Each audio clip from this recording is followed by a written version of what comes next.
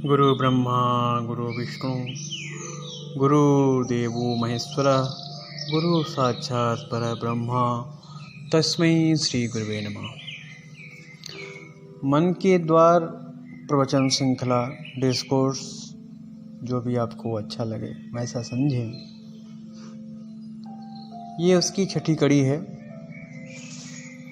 और आज हम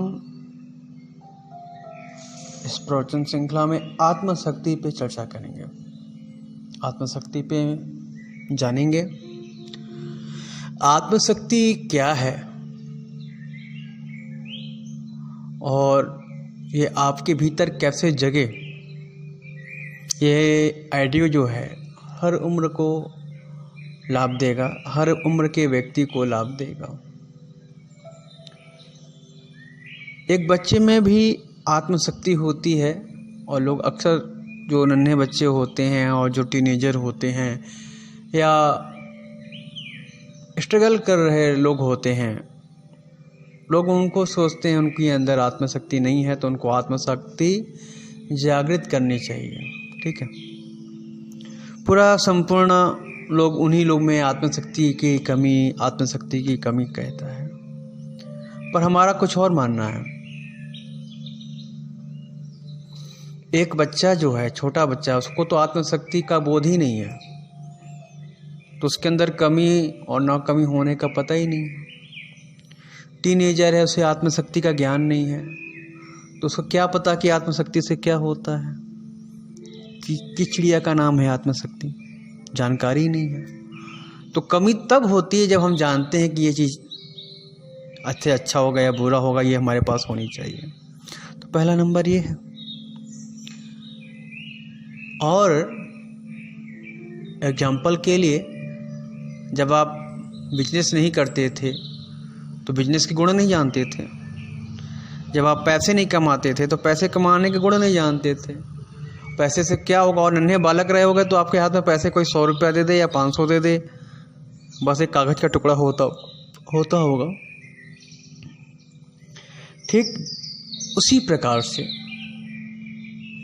जिसे आत्मशक्ति का बोध नहीं है, वो 100 साल का बूढ़ा हो या स्ट्रगल करता हुआ नौयुवक या छोटा बच्चा या गृह जीवन में यात्रा कर रहे, दाम्पत्य जीवन के भोग करते हुए लोग, जब तक आपको आत्मशक्ति का ज्ञान ही नहीं होगा कि आत्मशक्ति होती क्या है, तो ये तब तक आपको पता नहीं चलेगा कि ये आपके अंदर है कि नहीं, इससे कि ये कम है कि ज़्यादा है, कुछ भी पता नहीं चलेगा। ठीक है, इस यात्रा में आत्मशक्ति की ये छोटी सी आवश्यकता मैं बताया, आपको समझ में आएगी। अब हम इसके आगे की बात करते हैं कि आत्मशक्ति है क्या। आत्मशक्ति, इच्छा शक्ति, बहुत तरह के नाम हैं, बहुत सारे तरह के शब्दों के जाल में ये फंसी हुई है। हर व्यक्ति इसे अलग अलग नामों से पुकारता है। तो आप इसे आत्मशक्ति, आत्मा की आवाज़ सुने, और ये तब जागृत होती है जब आप अपने आप को सरल बनाते चले जाते हो। तो आत्मशक्ति कहीं न कहीं हृदय की आवाज़ होती है, और हृदय की आवाज़ पे किया गया कार्य 100% शुभ होता है, क्योंकि उसमें कोई चालबाजियाँ नहीं होती है, उसमें कोई लालच नहीं है। वो हृदय की आवाज़ है, मूलभूत आवश्यकता है। उसके लिए कोई आपने प्लॉटिंग या प्लानिंग नहीं की थी, इसलिए उसे सफल होना ही होना है। और जो एक हम मन की आवाज़ पे करते हैं, समाज की आवाज़ पे करते हैं, आवश्यकताओं के ऊपर काम करते हैं, उसके लिए हमें नियम बनाने होते हैं, चालबाजियाँ करनी होती है। तो जब हम चालबाजियाँ या षड्यंत्र बनाते हैं तो वो सफल होगा कि नहीं सफल होगा वो सामने वाले पर निर्भर करता है और हमारे कार्यशैली पे निर्भर करता है। सामने वाला हमसे ज़्यादा चतुर होगा तो उसके ऊपर हमारा षड्यंत्र काम नहीं करेगा, उसके मन के ऊपर हमारी चालबाजियाँ काम नहीं करेगी। तो ठीक इसी प्रकार जो हृदय का अपना काम है 100% नेचुरल, उसे किसी से कुछ लेना देना नहीं है, वह स्वयं खुद के लिए निर्णय लेता है। जैसे आपने आंखें खोली, इसमें कोई आपका स्वार्थ नहीं था, किसी को नुकसान पहुंचाने का आपका स्वार्थ नहीं था। ये स्वयं के लिए, खुद के लिए निस्वार्थ भाव से आपने आंखें खोली। आज सुबह आपने जगह आंखें खोली, इसमें आपका क्या स्वार्थ था? किसी को इसमें क्या फ़ायदा या नुकसान होगा? कुछ नहीं। सांस ले रहे हो, उसमें किसी का क्या फ़ायदा नुकसान है? कुछ नहीं। ये आपकी अपनी शारीरिक क्रिया है, निस्वार्थ भाव से सांस ले रहे हो, ऐसा तो नहीं। मेहनत करने वाला जो मजदूर होता है, आप पैर जड़ा सा उसको काम पे लगा के हटो, आपके हटते वो काम करना बंद कर देगा, उसको पैसे भी दे रहे हो, फिर भी जहाँ जहाँ जहाँ स्वार्थ आता है वहाँ पे छल कपट बेईमानी आती है। लाभ जहाँ गया, लाभ हानि का जहाँ चक्रव्यूह रचना शुरू भई, वहीं से दुनिया खटकर्म में लग जाती है।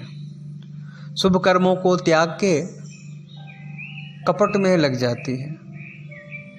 कभी आप ट्राई कर लेना, हर व्यक्ति के पास कभी न कभी जीवन में मजदूर और अन्य वर्करों को सहायता लेना होता है। तो यहाँ पे आत्मशक्ति की बात कर रहा हूँ, हृदय की बात कर रहा हूँ। तो हृदय की ली भय निर्णय 100% सही होगा, शुभ होगा, क्योंकि इसमें कोई स्वार्थ नहीं होता है। तो इतना आप अपने आप को रूपांतरित कर पाएं कि कोई भी कर्म जब आप करें तो उसमें किसी भी प्रकार का लाभ हानि का चिंतन न करते हुए बस कर्म को कर्म मान के, हृदय का आवाज़ मान के कर दे। जितना कि आपने आँख खोला, जितना कि आपने सांसें ली, इस प्रकार से ये समाज के प्रति आवश्यकता समझ के आप जब अपने कर्मों को रूपांतरित करके धीरे धीरे इस मार्ग पे चलने लगेंगे, तब हृदय की जो संकल्प शक्ति है वो धीरे धीरे आपके ऊपर हावी होने लगेगी और आपके सारे छल कपट को खत्म करके आपको सरल बनाएगी। आपके दिमाग के ऊपर आपका हृदय का भी विजय होगा, और जब आपके दिमाग पे, आपके कर्मों पे आपके हृदय का विजय होगा तो आप 100% शुभ निर्णय ले लोगे, शुभ कर्म करोगे। आपका किया गया कर्म अपने आप में एक महान उद्देश्य को पूर्ण करने वाला संकल्प हो जाएगा। और जब इस प्रकार से आप अपने आप को रूपांतरित कर लोगे तो वो आत्मशक्ति बॉडी में जो दबी पड़ी है वो धीरे धीरे जागृत होने लगेगी। छोटे बच्चे को देखो, उसको लाभ हानि से मतलब नहीं है। किसी बच्चे से झगड़ा कर लिया, उसमें कोई लाभ हानि, बस मन हुआ झगड़ा कर लिया। किसी बच्चे को प्रेम कर लिया, मन हुआ प्रेम कर लिया, उसमें कोई वासना नहीं है। जैसे जैसे इंसान बड़ा होता है ना, उसके अंदर वासना छल कपट बढ़ती चली जाती है। तो इस कारण से अपने आप को बच्चों के जितना सरल बना के रखेंगे अपने आप को, उतना ज़्यादा आपकी आत्मशक्ति आपके ऊपर हावी हो जाएगी और आपका लिया हुआ 100 में से 100 फैसले शुभ होंगे आपके लिए, आपके समाज के लिए, आपके परिवार के लिए, यहाँ तक कि आपके अंदर बैठा हुआ आत्मा के लिए भी। जैसे जैसे आप उसे अपनी आत्मा की आवाज़ को सुन के सारा कर्म करना शुरू कर देंगे, वैसे वैसे आपकी आत्मशक्ति, इच्छा शक्ति सब प्रबल होती चली जाएगी। लाख दुनिया वाले आडंबर करे, फर्क नहीं पड़ता। लाख दुनिया वाले आपके प्रति षड्यंत्र करे, कोई फर्क नहीं। वो षड्यंत्र करेंगे, उनका षड्यंत्र उनको उपहार स्वरूप चला जाएगा। देखा, जैसे बच्चे देखते हैं ना, गेंद दीवार पे मारते रहते हैं। जब उनके पास कोई कैच खेलने वाला नहीं होता तो दीवारों पे बॉल मारते हैं, फिर रिटर्न लौट के आती है। तो जब तक आप उनके फेंके हुए ऊर्जाओं को ग्रहण नहीं करोगे, पकड़ोगे नहीं, ये ऊर्जा बाउंस होकर उनके पास जाएगी। उनको अपना ही फेंका हुआ, अपना ही किया हुआ षड्यंत्र बार बार पकड़ना होगा, अपने किए हुए छल कपट को ही पकड़ना होगा। तो बस एक प्रयास है कि आत्म शक्ति को जगाएं, आत्मा की आवाज को जगाएं। क्या कारण है कि आपकी आत्मा इतनी कठोर हो गई, आप उस तक अपना संपर्क नहीं बना पा रहे हैं? कभी किसी सत्संग में आप हो सकता हो किसी पहले आपने इस पे आत्मा के बारे में जाना हो, सुना हो, फिर भी मेरी बातों को आप सुनो। क्या कारण है? कारण बनाओ। हर व्यक्ति का एक कारण नहीं होता है। हर व्यक्ति के आत्मा को जागृत करने के लिए अलग अलग कारण होते हैं, अलग अलग चरण होते हैं। मेरे पास हजारों लाखों लोग हैं, हर व्यक्ति को वो बात अलग अलग दिशाओं में समझ में आती है। मैं सबके लिए एक ऑडियो बनाता हूँ, परंतु उसका अर्थ हर व्यक्ति के लिए अलग अलग होता है। वो अलग अलग रूपों में इसे यूज करने लगता है। तो जब तक आत्मा और मन दोनों को आप समझ नहीं पाएंगे, पूर्ण रूप से समझ नहीं पाएंगे, तब तक उलझन आएंगे। लोगों की बातों में उलझन आएगा, उन्हें सुनने में उलझन आएगा, और फिर दोनों का तालमेल मिला के एक कर्म बना के उन्हें करने में भी उलझन आएगा।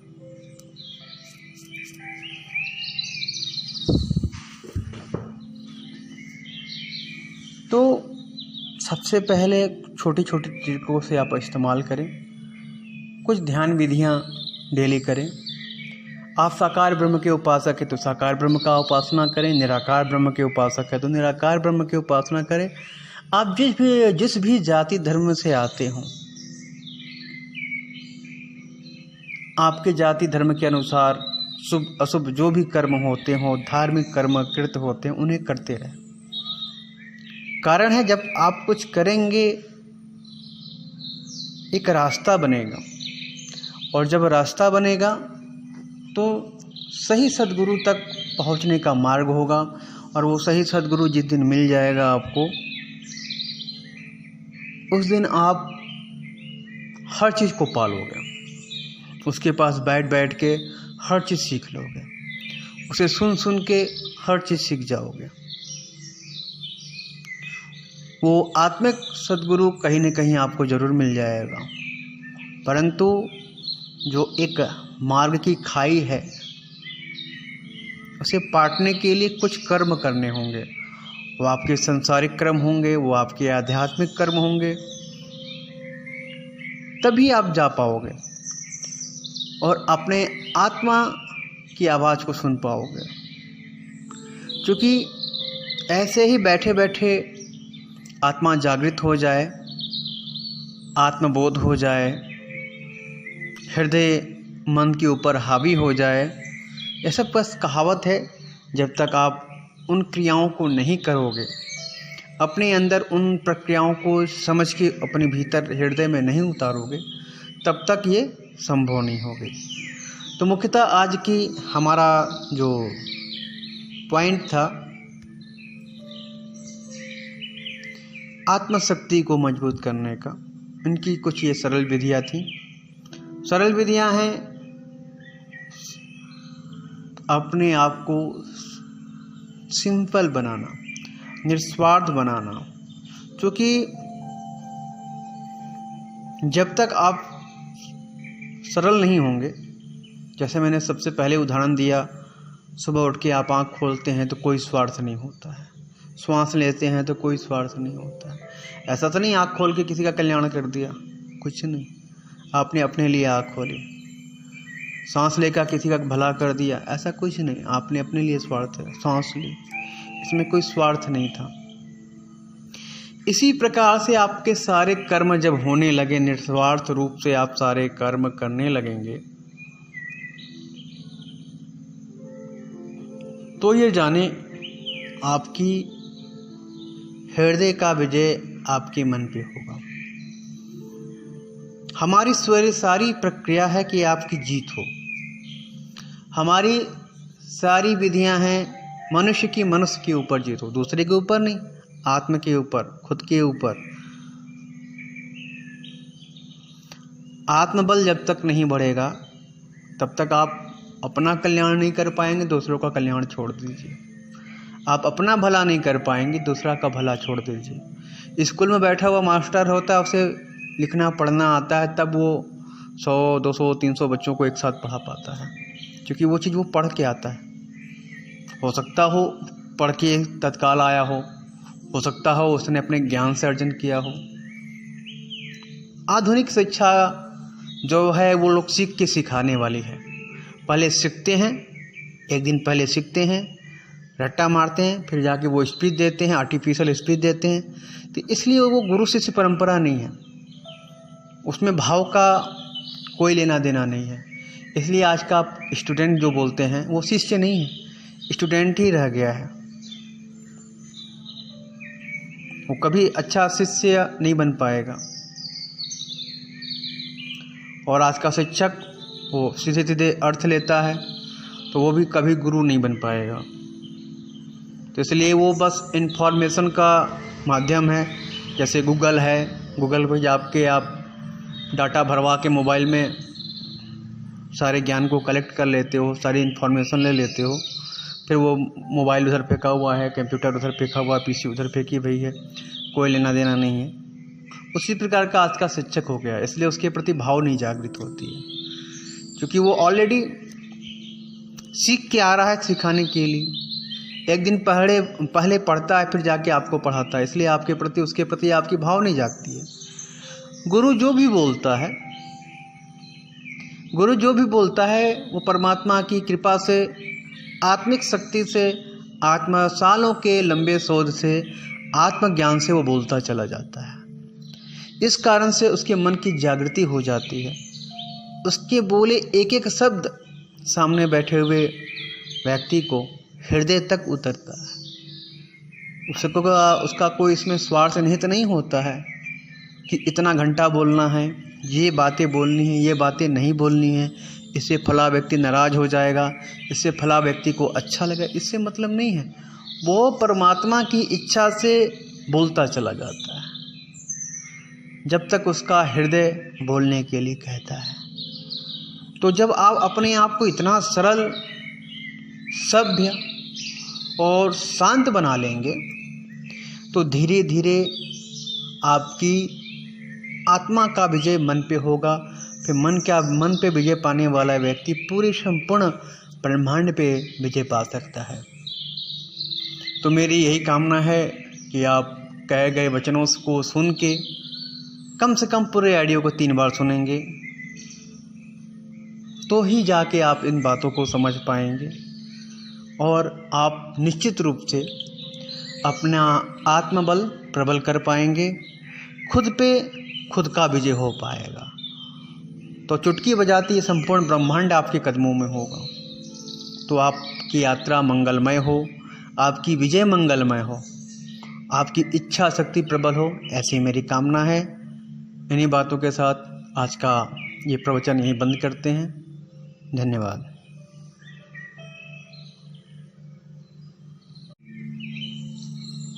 गुरु ब्रह्मा गुरु विष्णु गुरुदेवो महेश्वर गुरु साक्षात् परब्रह्म तस्मै श्री गुरुवे नमः। मन के द्वार प्रवचन श्रृंखला डिस्कोर्स, जो भी आपको अच्छा लगे वैसा समझें। ये उसकी 6ठी कड़ी है और आज हम इस प्रवचन श्रृंखला में आत्मशक्ति पे चर्चा करेंगे। आत्मशक्ति पे जानेंगे आत्मशक्ति क्या है।